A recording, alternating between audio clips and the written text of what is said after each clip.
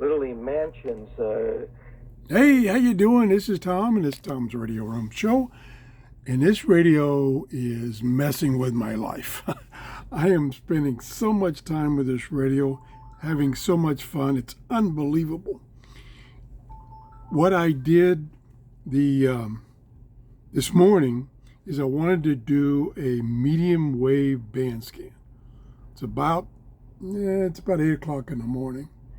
And first thing I wanted to do, I wanted to delete everything that had been previously stored in the memory, all memory. And I know you could do that. So I looked at the manual, I looked at the Word version that I had created from the PDF version, and I couldn't find it. I found a section related to it, but I couldn't find the instructions. I looked at the table of contents, and it says it's on page 17. Page 17, not there.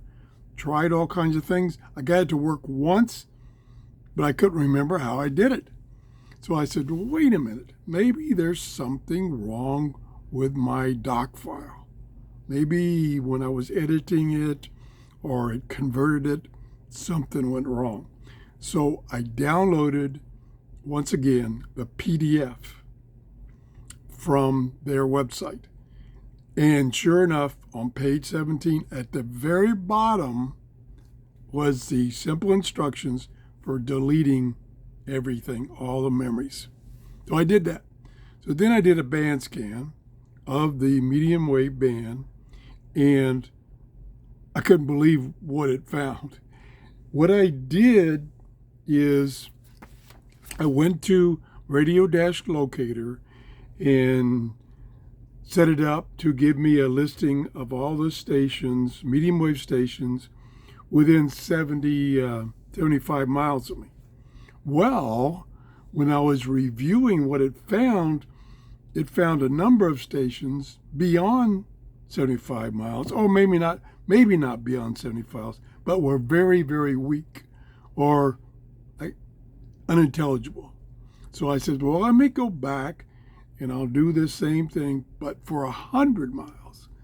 Yep, there were some of the stations 100, well, not 100 miles, but like 80 miles from me.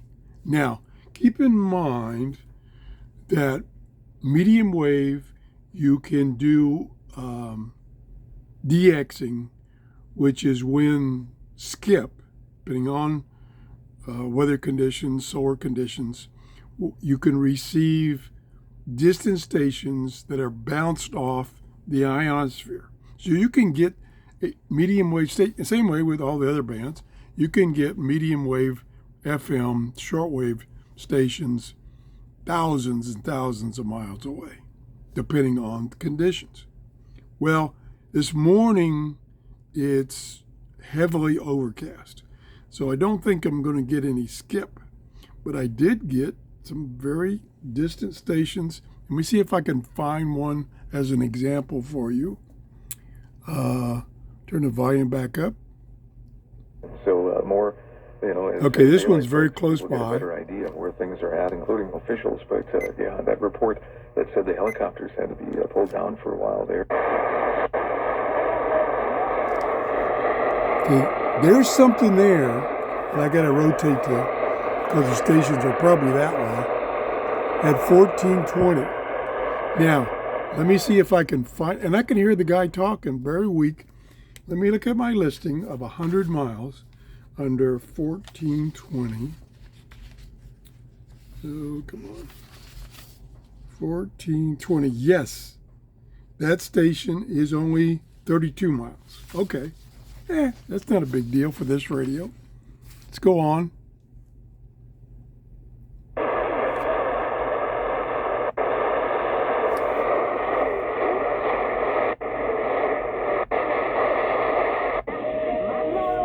That one's probably close.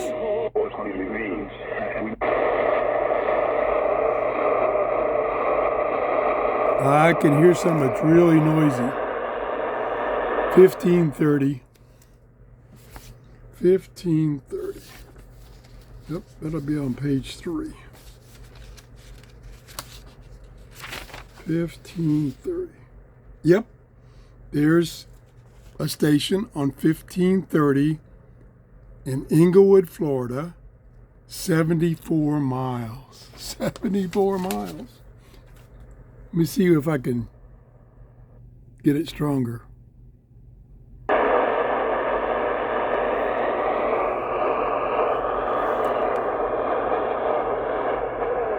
There it is. That's about the right direction.